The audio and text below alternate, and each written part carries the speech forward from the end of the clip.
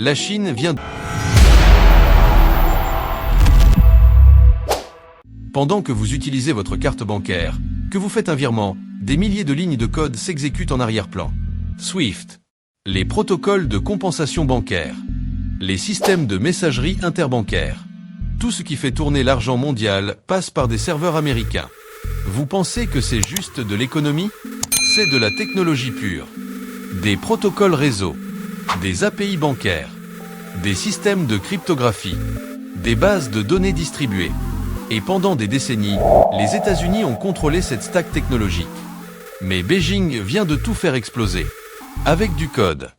Dans une opération spectaculaire qui a pris Silicon Valley complètement par surprise, la Chine a déployé une stack fintech complète. SIP, leur alternative à SWIFT. Un système de messagerie interbancaire qui gère maintenant plus de 1700 banques mondiales. Le volume a bondi de 44% en 2024 seulement. Le yuan numérique ECNI, une CBDC avec plus de 260 millions de portefeuilles actifs. C'est la plus grande implémentation de blockchain gouvernementale au monde. mBridge, une plateforme de paiement transfrontalier basée sur la DLT qui a déjà traité des milliards en transactions réelles. Un officiel américain a reconnu que cette plateforme avait franchi le seuil de conséquences géopolitiques. Ce ne sont pas des projets pilotes. Ce sont des systèmes en production, avec des millions d'utilisateurs, des milliards de transactions, et une architecture qui bypasse complètement l'infrastructure américaine. Le message est clair. La Chine ne joue plus sur l'infrastructure de Washington. Laissez-moi vous donner les vrais chiffres qui secouent Wall Street. Le dollar a perdu plus de 20% de sa part dans les réserves mondiales en 2 décennies. De 78% en 2001 à 55% aujourd'hui. Le yuan explose. Plus de 50% des transactions transfrontalières chinoises se font désormais en yuan, contre moins de 20% il y a 15 ans. Le stock de dette mondiale en yuan a triplé pour dépasser 300 milliards de dollars. Les lignes de swap chinoises totalisent 630 milliards de dollars avec 32 banques centrales. C'est un filet de sécurité anti-dollar de la taille du FMI. Ce sont des connexions API directes entre systèmes bancaires qui contournent complètement l'infrastructure américaine. Ces systèmes ne sont pas en phase de test. Ils fonctionnent déjà, en production et à échelle massive. Il y a eu le moment qui a changé la donne. Le gel des réserves russes en 2022. Près de 300 milliards de dollars gelés par Washington. Tous les gouvernements du monde ont compris le message. Votre argent n'est pas en sécurité dans notre système. C'était le Sputnik technologique de 2022. Washington a montré que son infrastructure était weaponisable. Des CTOS du monde entier ont tiré la même conclusion. Dépendance à un seul système égale vulnérabilité critique. C'est un principe de base en architecture logicielle. Pas de single point of failure. Toujours avoir un backup. La Chine avait déjà commencé à construire cette redondance. Mais après 2022, c'est devenu une priorité absolue pour des dizaines de pays. La Russie a prouvé que le système chinois fonctionnait à échelle réelle.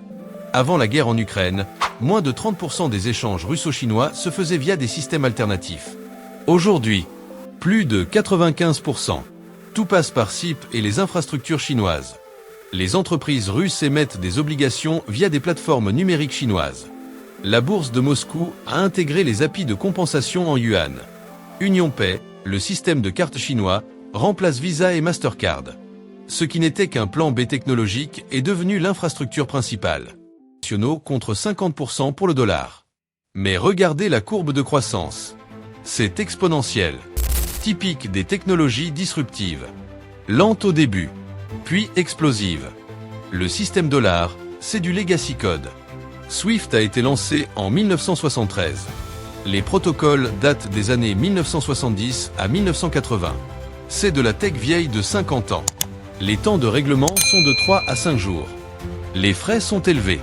Et le système est centralisé sur des serveurs américains. Comparons avec l'infrastructure chinoise. SIP utilise des protocoles modernes. Transactions quasi instantanées.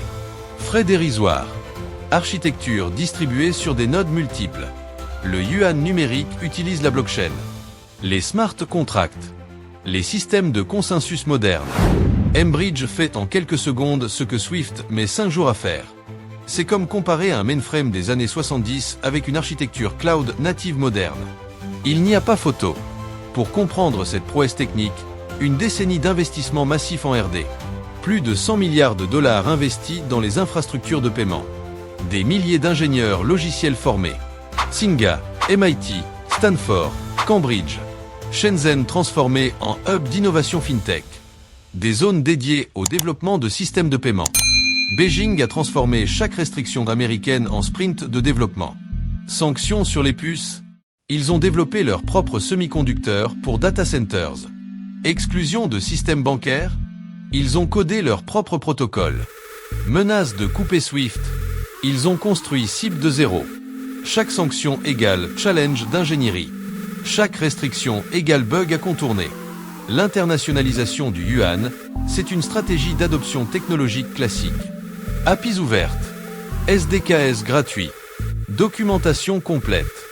Faciliter l'intégration. La Hongrie a été le premier pays européen à émettre une obligation souveraine en yuan.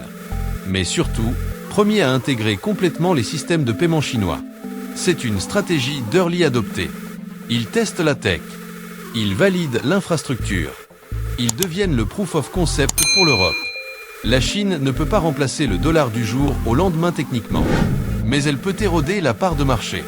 Progressivement. Méthodiquement. Il suffit que le yuan monte de 2% à 10 à 15% des réserves mondiales pour que l'architecture globale soit transformée. Ne pas chercher à tout remplacer. Juste créer une alternative viable.